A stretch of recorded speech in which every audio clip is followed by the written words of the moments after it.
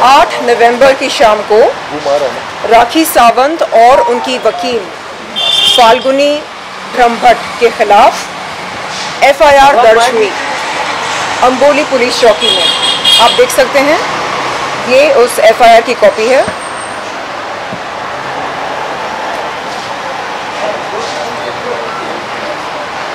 धाराएं देख सकते हैं आप, 354A, IPC 500, IPC 504, IPC 506, IPC 509, IT Act 67A। आपको मैं बता दूं कि इन धाराओं में से कॉग्निजेबल कौन सी धाराएं हैं। IPC 354A ये कॉग्निजेबल है। IPC 509 ये कॉग्निजेबल है और IT Act 67A ये भी कॉग्निजेबल है। इसका मतलब क्या है? इस धारा का मतलब क्या है? 354A, इसका मतलब ये उस अपराध पर लगता है जो यौन शोषण या सेक्सुअल हैरेसमेंट के साथ जुड़ा हो। IPC 509 क्या है? Act, word or gesture intended to outrage a woman's modesty। इसका मतलब वो अभद्र शब्द या हरकत जिसके चलते किसी महिला की इज्जत को उछाला जाए, ये कलम उस अपराध पर लगता है। IT Act 67A क्या है? हमारा संविधान ये कहता है कि कोई भी इंसान किसी महिला या पुरुष के वस्त्रहीन चित्र, फोटोज या वीडियोस किसी भी पब्लिक प्लेटफॉर्म पर नहीं पेश कर सकता है, नहीं दर्शा सकता है, नहीं शोकेस कर सकता है। ये तमाम अपराध राखी सावंत और उनकी वकील ने किए हैं और इसलिए क्या सोशल मिला आपको? मैम जी, आप पुलिस स्टेशन में आया, बोली क्या पुलिस ने कहा आपको? जी, पुलिस ने कहा कि बहुत जल्द राखी सावंत और उनकी वकील फाल्गुनी ब्रह्मभट्ट को समन्स नोटिस भेजी जाएगी। आपको मैं बता दूं कि सबसे पहले मैंने राखी सावंत के खिलाफ जुहू पुलिस चौकी में शिकायत दर्ज की थी। आप ये देख सकते हैं और डेट भी देख सकते हैं, 3 नवंबर, जिस दिन उसने अपने जिम के बाहर खड़े होकर मेरे बारे में अश्लील अभद्र टिप्पणियां की थी। जुहू पुलिस चौकी ने क्या कहा? जुहू के SI सीनियर इंस्पेक्टर ने कहा कि क्योंकि अपराध जिस जगह पर घटी थी वो उनके जुरिसडिक्शन में नहीं आता है, इसलिए मुझको SI ने कहा कि मैं उस पुलिस चौकी पर जाऊं जो वारदात की जगह के बहुत ही नजदीक हो। वारदात की जगह क्या है? फिटनेस फर्स्ट, ये वो जिम है जिसके बाहर राखी सावंत ने मेरे बारे में अश्लील अभद्र टिप्पणियां की और मेरे वस्त्रहीन फोटोज और वीडियोस तमाम मीडिया वालों को बुला बुलाकर दिखाए। तो मैंने क्या किया? जुहू पुलिस चौकी से निकलकर मैं गई ओशिवरा पुलिस चौकी में। वहां पर उस समय SI मौजूद नहीं थे, तो मेरी बातचीत हुई रजनी मैम से, जो PI हैं, पुलिस इंस्पेक्टर।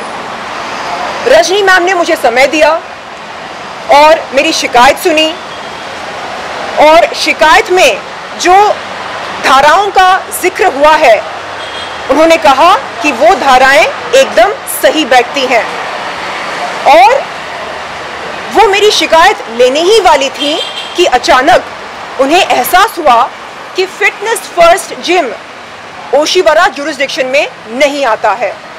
तो उन्होंने मुझसे कहा कि मैं अंबोली पुलिस चौकी पर आऊं। मैं यहाँ पर आई और मैं धन्यवाद देती हूँ अंबोली पुलिस चौकी को, जो उन्होंने मेरी शिकायत स्वीकार की, मेरा बयान लिया और सबूतों को अच्छी तरह से वेरीफाई किया, जांच पड़ताल की सबूतों की। उसके बाद एफआईआर दर्ज किया राखी सावंत और उनकी वकील फाल्गुनी ब्रह्मभट्ट के खिलाफ। सबसे पहले जो आपने शिकायत दर्ज की गई थी, क्या कहना चाहते हैं? एग्जैक्टली, आपने बहुत ही सही सवाल पूछा और अच्छा सवाल पूछा। कल रातों रात राखी सावंत और उनकी वकील फाल्गुनी ब्रह्मभट्ट ने मेरे खिलाफ एक काउंटर एफआईआर दर्ज कराया। कहां? ओशिवरा पुलिस चौकी में। मैं यहां से तत्काल ओशिवरा पुलिस चौकी जाने वाली हूं।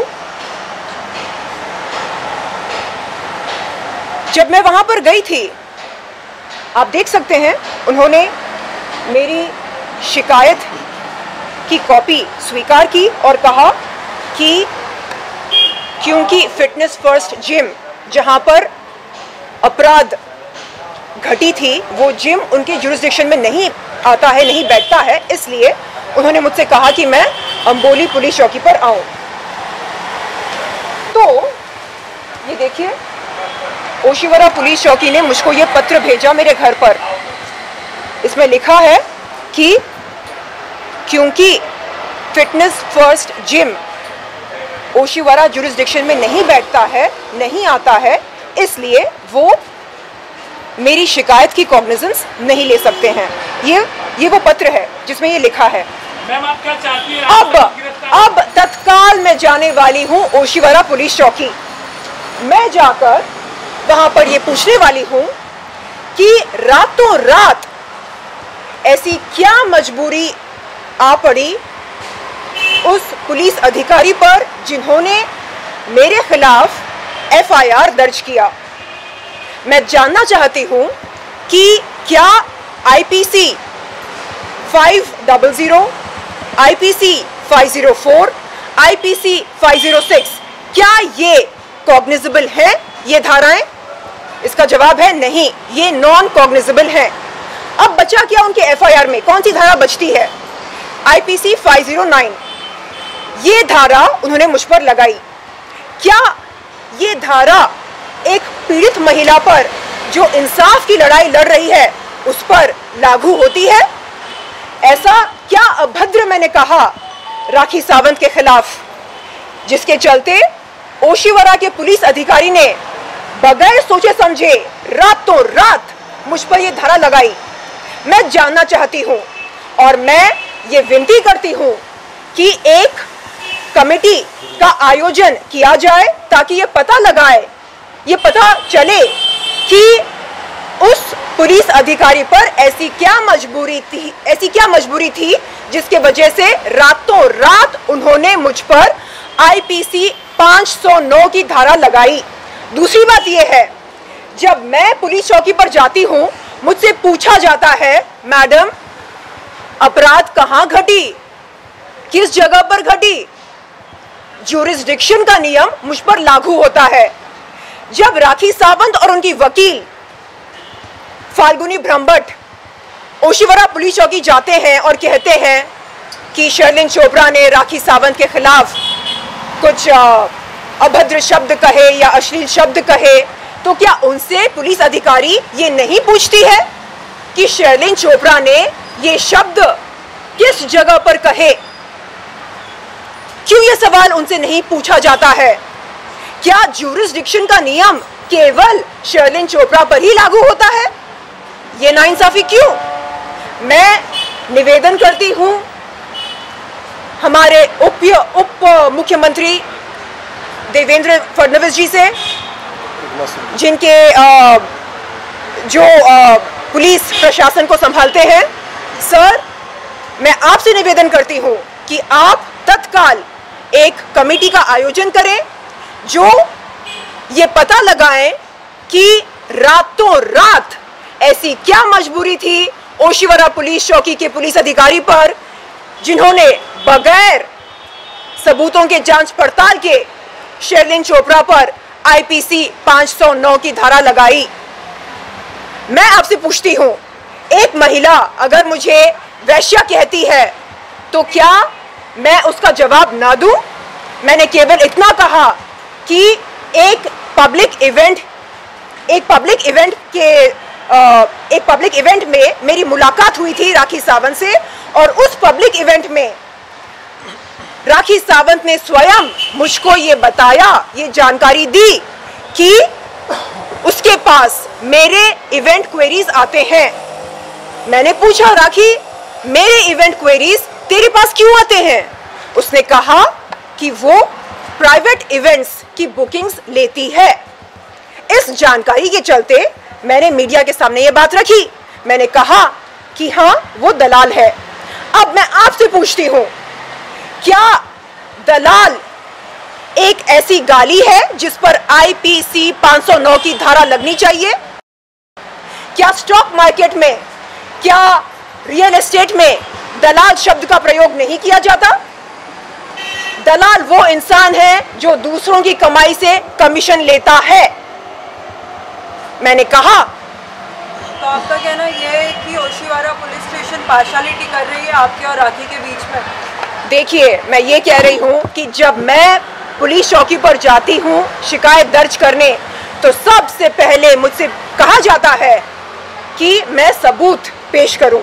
उसके बाद मुझसे पूछा जाता है कि क्या जो वारदात घटी है वो जगह उनके जुरिस्डिक्शन में आता है या नहीं आता है। तो इस तरह के सवाल क्या राखी सावंत और उनके वकील फाल्गुनी ब्रह्मभट्ट के सामने पुलिस अधिकारियों ने रखे या नहीं? मुझे ये जानना है कि क्या भारत देश में आने वाले समय में अगर लोग चर्बी की दुकान, अश्लील, वाहियात, बदजात, घिनौनी, दलाल इन शब्दों का प्रयोग करें, तो क्या उन तमाम लोगों पर IPC 509 की धारा लगेगी? मैं जानना चाहती हूं कि क्या कानून हम सब के लिए अलग है या हम सब के लिए एक समान है? साथ ही पहले तो आपने साजिद की बात आपने ली थी। राखी सावंत जुहू पुलिस स्टेशन क्यों नहीं गई? क्योंकि ये मामला जुहू पुलिस स्टेशन में आता है। बिल्कुल। देखिए, यहाँ पर एक सज्जन खड़े हैं जो कह रहे हैं कि राखी सावंत को अगर शिकायत करनी होती मेरे खिलाफ तो वो जुहू पुलिस चौकी जाती, लेकिन उसने ऐसा नहीं किया। मैंने जो कुछ राखी के बारे में कहा, अपने घर पर कहा और अपने जिम के बाहर कहा। मेरा घर जुहू में है, मेरा जिम भी जुहू में है। तो ये दोहरे मापदंड क्यों? उसके लिए अलग नियम, मेरे लिए अलग नियम, ऐसा क्यों? राखी सावंत और उनकी वकील जुहू पुलिस चौकी पर क्यों नहीं गए मेरे खिलाफ शिकायत दर्ज करने? ओशिवारा पुलिस चौकी पर क्यों गए? और दूसरी बात, रातों रात मुझ पर IPC 509 की धारा लगाने की क्या जरूरत थी? ऐसी क्या मजबूरी थी? क्या सबूतों की जांच पड़ताल हुई थी? हाँ या ना? ऐसी क्या मजबूरी थी? मुझे जानना है। मुद्दा स्टार्ट हुआ साजिद खान से। साजिद खान के बारे में पुलिस ने क्या कुछ कार्रवाई की है, और साथ ही आपका वीडियो जिस तरीके से राखी ने बताया, आप क्या कहना चाहेंगी जनता को? वाकई ये सच है या फिर ये वेबसाइट्स के ऊपर आपने भी कोई कार्रवाई की है? जी देखिए, जब जब कोई महिला यौन शोषण के खिलाफ आवाज उठाती है, जब जब कोई महिला यौन शोषण करने वालों के खिलाफ आवाज उठाती है, तब तब राखी सावंत और राखी सावंत जैसे लोग खड़े होते हैं यौन शोषण का विरोध करने वालों का विरोध करने के लिए। मैं पूछती हूं, आखिर क्यों एक महिला होते हुए राखी सावंत को पीड़ित महिलाओं के प्रति सहानुभूति क्यों नहीं दिखाती है? वो एक महिला होते हुए पीड़ित महिलाओं से वो हमदर्दी क्यों नहीं रखती है? और क्या ये हमारा संवैधानिक हक नहीं है कि हम हक की लड़ाई लड़ें, कि हम इंसाफ और न्याय की गुहार लगाएं? अच्छा, राखी सावंत वीडियोस के बारे में क्या कहना चाहेंगे? वीडियोस भी साथ ही के लिए भाग रही हैं, तो क्या आप कंप्रोमाइज करेंगे क्या है इस मामले में? देखिए, पुलिस अंबोली पुलिस चौकी ने मुझे ये आश्वासन दिया कि मुझे इंसाफ मिलेगा। मैंने कहा, सर आप उनको अरेस्ट करने में बहुत देरी कर रहे हैं, वो लोग ABA के लिए अप्लाई कर रहे हैं, एंटिसिपेटरी बेल के लिए अप्लाई कर रहे हैं, आप उनको समय दे रहे हैं। सर ऐसा प्लीज़ मत कीजिए। तो यहाँ के SI ने कहा, मिस चोपड़ा, हम समझ सकते हैं कि इस समय आप पर क्या बीत रही है, और हम आपको बता दें कि भावनाओं में बहकर हम कोई कदम नहीं उठा सकते हैं। कानून के दायरे में रहकर हम आपकी पूरी मदद करेंगे। तो उन्होंने कहा कि जल्द से जल्द राखी सावंत और उनके वकील फाल्गुनी ब्रह्मभट्ट को समन्स नोटिस भेजी जाएगी। दूसरी बात, हमारा संविधान इस बात की इजाजत नहीं देता है कि हम किसी महिला या पुरुष के वस्त्रहीन चित्र, फोटोज, वीडियोस किसी भी पब्लिक प्लेटफॉर्म पर पेश करें। लेकिन जनता ये भी जानना चाहेंगी कि आप वाकई आप ही वो वीडियो में हैं या नहीं है, और क्या आपने वो वेबसाइट्स के लिए कार्रवाई की है या नहीं? मैंने राज कुंद्रा और शिल्पा शेट्टी के लिए कुछ एक्सप्लिसिट वीडियोस किए हैं। इस बात के बारे में मैंने पुख्ता जानकारी दी है मुंबई क्राइम ब्रांच को और महाराष्ट्र साइबर सेल को। मेरा बयान इन दोनों पुलिस डिपार्टमेंट्स के पास है, आप मंगवाकर पढ़ सकते हैं कि मेरा बयान क्या था। इन एक्सप्लिसिट वीडियोस के बारे में एक एग्रीमेंट किया था मैंने राज कुंद्रा और शिल्पा शेट्टी के साथ, आप वो एग्रीमेंट पढ़ सकते हैं। अब दूसरी बात, आपने पूछा कि राखी सावंत के बयानों में क्या सच्चाई है या नहीं।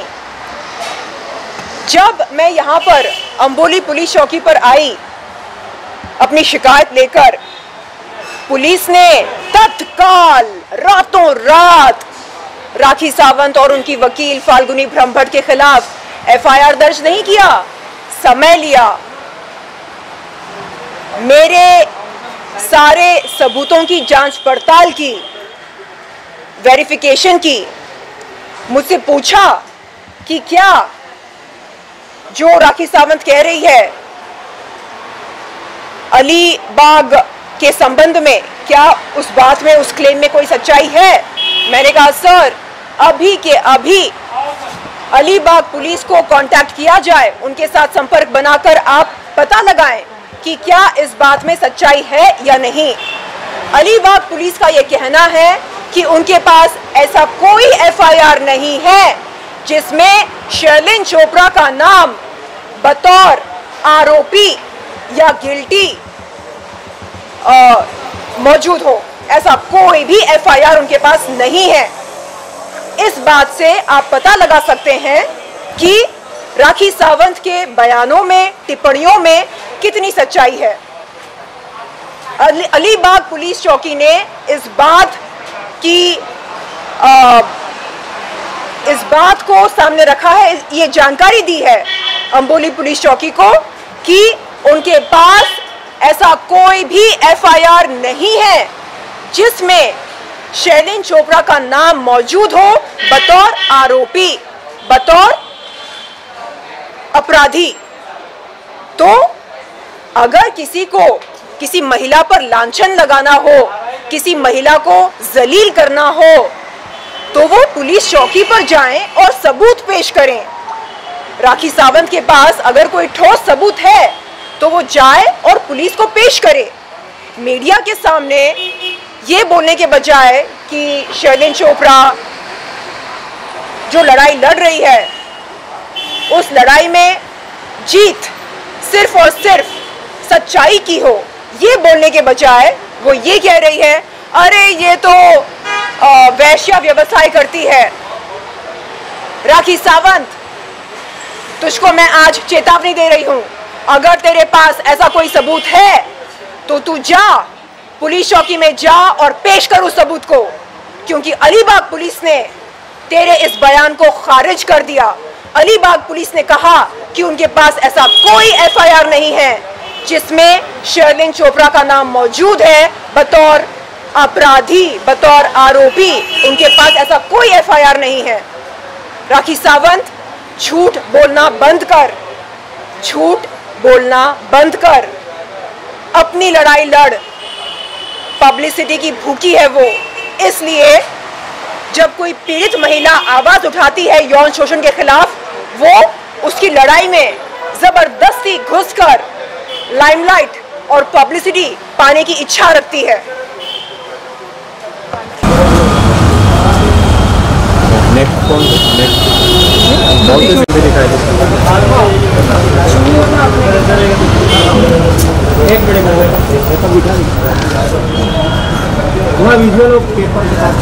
हाँ वही वो दे रहे हैं। ये जुहू पुलिस चौकी में राखी सावंत के खिलाफ शिकायत दर्ज की थी। जुहू पुलिस ने कहा कि क्योंकि फिटनेस फर्स्ट जिम